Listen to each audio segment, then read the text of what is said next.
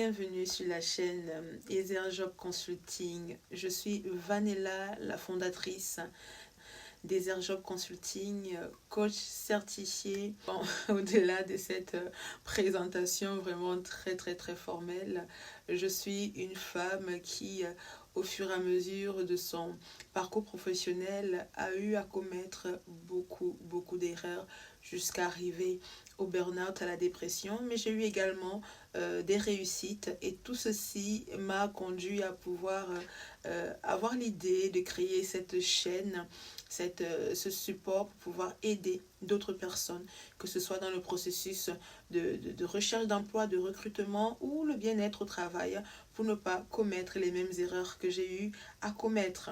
Alors aujourd'hui dans cette vidéo, nous allons parler des erreurs ou des sagesses à mettre en pratique lorsque l'on commence dans une entreprise. La première pratique que je vous conseillerais, que je te conseillerais, c'est lorsque tu arrives dans l'entreprise, savoir te taire. Donc, savoir te taire. Ne sois pas prompte à parler. Ne sois pas prompte à vouloir imposer tes idées. Sois prompte plutôt à observer. Tu sais, quand tu arrives en territoire inconnu, même si c'est une entreprise où tu as déjà eu un ami, où tu as déjà eu un proche qui a travaillé et ce proche-là a fait des points ou des comptes rendus sur cette entreprise-là, c'est ce que ce proche t'a dit. Ce n'est pas ton observation à toi personnellement. Alors je te conseille, commence dans une entreprise, la première étape est être dans l'observation. Avant que tu pourras savoir si dans cette entreprise-là, c'est plutôt les valeurs du bonjour tout le monde, ou c'est un bonjour qui est un peu plus intimiste, où il faut serrer la main, où il y en a même d'autres dans des entreprises où le matin ils se font la bise. Il faut que tu saches dans cette entreprise-là quels sont les codes qui régissent cette entreprise. Cette entreprise-là, comment on s'habille.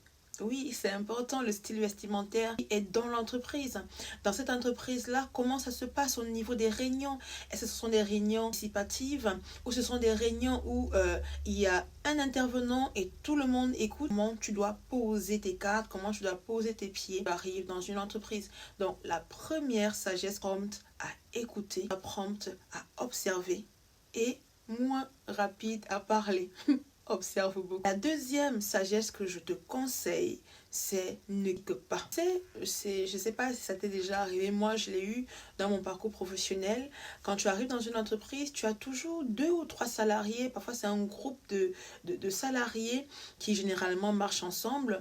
Ils ont pour, je ne sais pas si c'est pour mission ou je ne sais pas quel rôle ils se donnent, de donner des informations négatives aux nouveaux arrivants, des informations négatives de l'entreprise. Généralement, quand tu vas faire des recherches, tu te rends compte que ce sont des salariés qui sont dans l'entreprise depuis de nombreuses années. Mais lorsque tu les entends parler de l'entreprise, c'est généralement très négatif, très méprisant au niveau du manager, très méprisant au niveau de la rémunération. En tout cas, il y a toujours un pourcentage de négativité qui est plus important que le pourcentage de positivité. Alors, quelqu'un qui ne fait pas preuve de sagesse, tu vas te laisser amener dans cette mentalité de... Sauf que tu ne sais pas, ce que tu ne sais pas, c'est que une personne qui est aussi à l'aise à critiquer l'entreprise avec toi qui vient d'arriver dans cette entreprise, c'est une habitude qu'elle a. Donc si elle critique le manager avec toi, sache qu'un autre jour, à la pause café ou lorsqu'elle se retrouvera en tête-à-tête avec le manager, elle aura tendance à critiquer ses collègues avec le manager. L'habitude de la critique ne sélectionne pas les personnes. C'est une habitude que tu as qui va se manifester, peu importe la personne qui est en face de toi.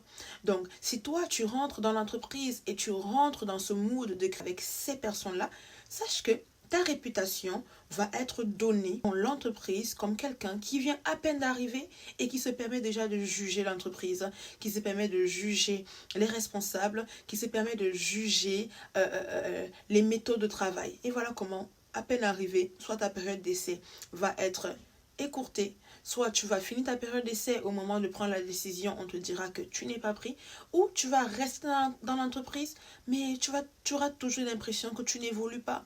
Tu auras toujours l'impression que tu es fliqué, qu'on zoome sur toi, parce que tu n'as pas fait preuve de sagesse dès tes débuts.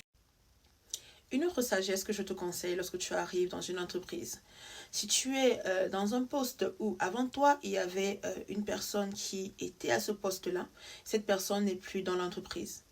Généralement, dans beaucoup d'entreprises, on va mal te parler de cette personne qui était là avant toi. On va te parler de ses erreurs, on va te brosser le portrait d'une personne qui n'était pas forcément compétente, etc., etc. Je t'en supplie, c'est un piège. Ne rentre pas dans la critique de quelqu'un qui t'a précédé. Parce qu'il faut que tu saches que le poste que tu vas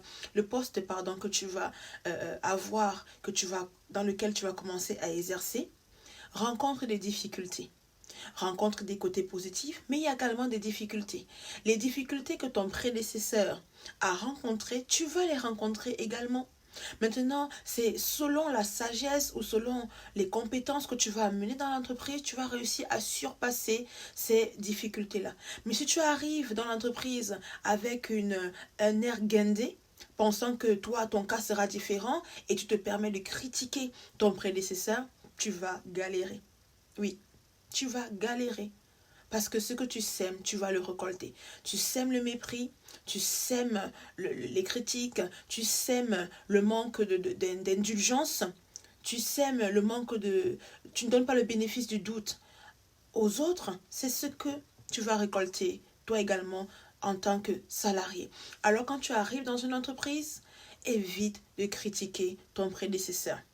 Autre point, si tu arrives dans un poste que ton prédécesseur est toujours dans l'entreprise, s'il te plaît, ce n'est pas ton ennemi. Ce n'est pas ton concurrent non plus. Je le répète, ce n'est pas ton ennemi et il n'est pas non plus, ou elle n'est pas non plus, ton concurrent.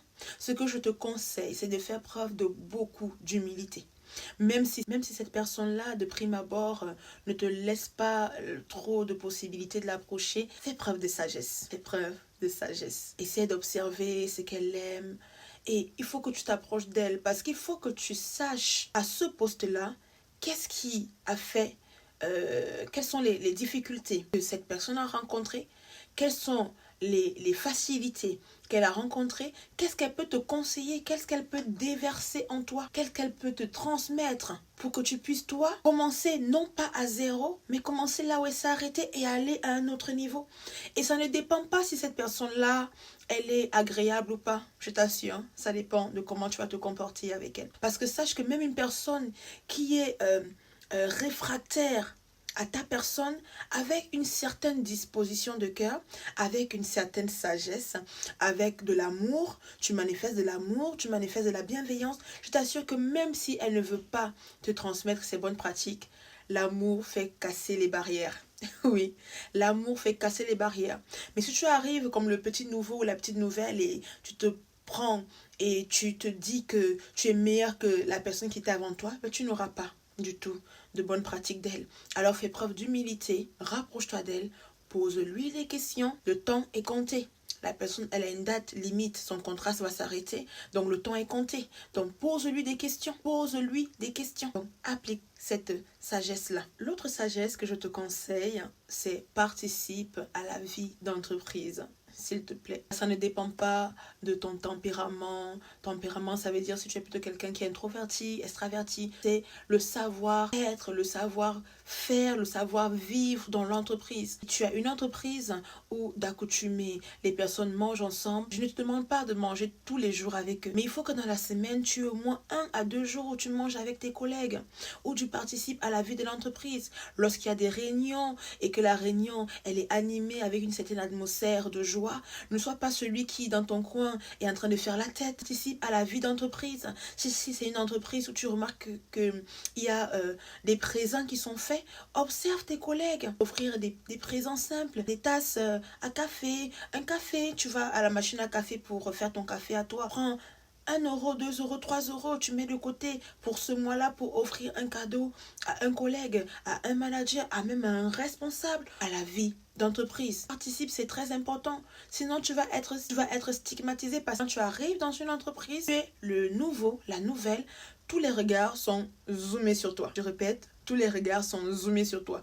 Tes silences, tes mots, tes cils qui clignotent, comment tu ris, comment tu te tais. Tout est zoomé, ton travail est zoomé, ta posture est zoomée. Donc, c'est normal, c'est la nouveauté, tout ce qui est nouveau attire. Donc, ne te sens pas mal d'être la star du moment.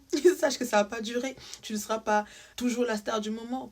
Mais si tu vois ce commencement-là de la bonne manière, je t'assure que tu vas pouvoir en sortir vraiment vainqueur. Autre sagesse, écris. Je répète, autre sagesse, prends des notes si tu préfères. Évite à ce que l'on te répète les mêmes instructions plusieurs fois. C'est pas du tout une bonne pratique en entreprise. Moi, personnellement, dans mes débuts, j'ai eu à commettre cette erreur-là. Où, lorsqu'on me donnait des instructions, je les banalisais. En tout cas, je ne les écrivais pas.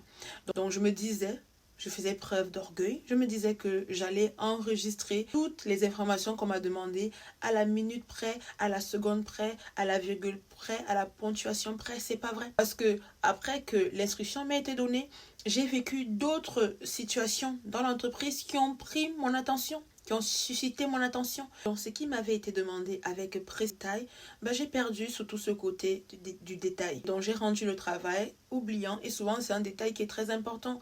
Mais comme je n'ai pas noté, je me suis crue trop intelligente à mes propres yeux, je n'avais pas noté. Donc, du coup, je n'ai pas rendu le travail avec la performance qui était demandée. Alors, toujours, c'est un peu toujours lié avec le conseil, observe plus, écoute plus et parle moins. Dans ton observation, ce doit être une observation active. Donc, aie toujours un petit carnet de notes que tu vas avoir.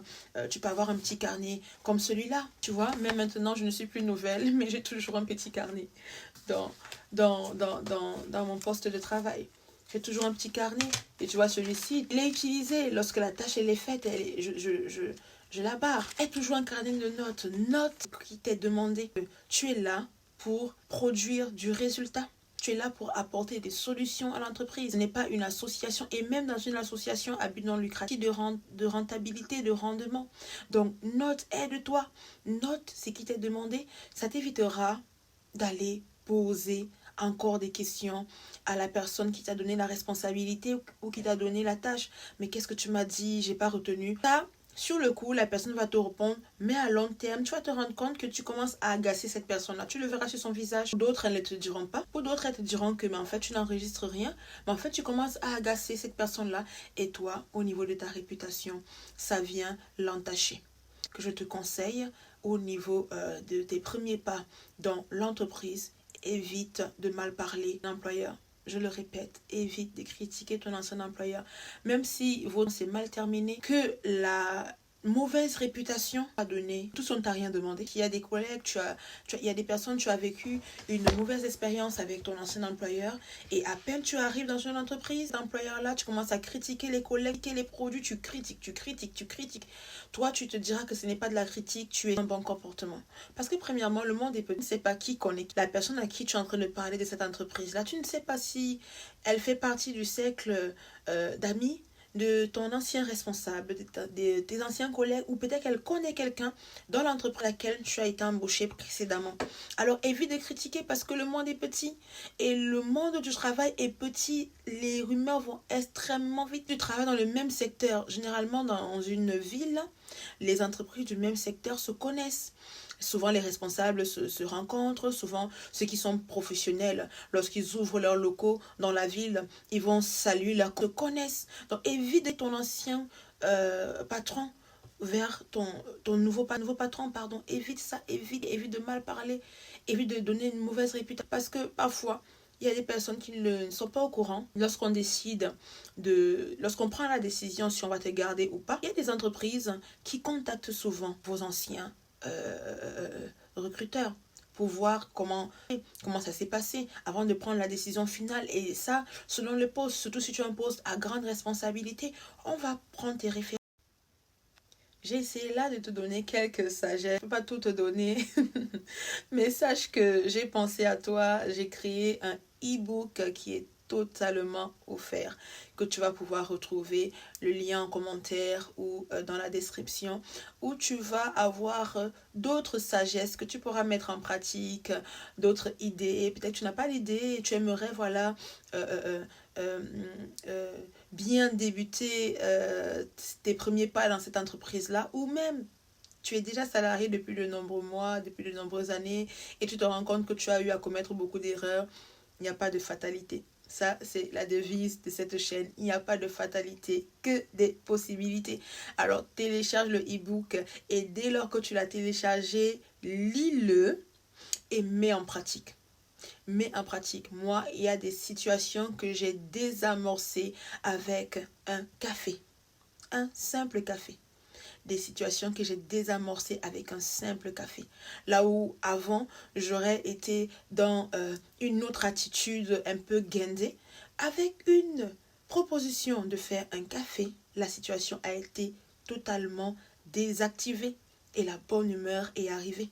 Alors, ce sont souvent des petites actions. Moi, j'ai eu à démissionner de certains postes pensant toujours que le problème venait des autres, que le problème venait de l'entreprise, le problème venait des collègues, le problème venait de tout le monde. Et à cette époque-là, je ne me suis jamais assise pour me poser la question, et moi-même, Vanilla, qu'est-ce que moi-même je pouvais changer? Est-ce que je vais passer mon temps à changer d'entreprise? Et la décision était non. J'avais pris la décision de moi d'abord changer. Et lorsque j'ai pris cette décision-là, il y a des tests qui se sont présentés devant moi. Il y a des tests qui se sont présentés, notamment des clients qui n'étaient pas très agréables, etc. Moi, j'avais pris la décision de ne pas quitter cet en tant que je n'avais pas vaincu cette situation. Et je m'étais rendu compte que c'était un manque de confiance, tu vois.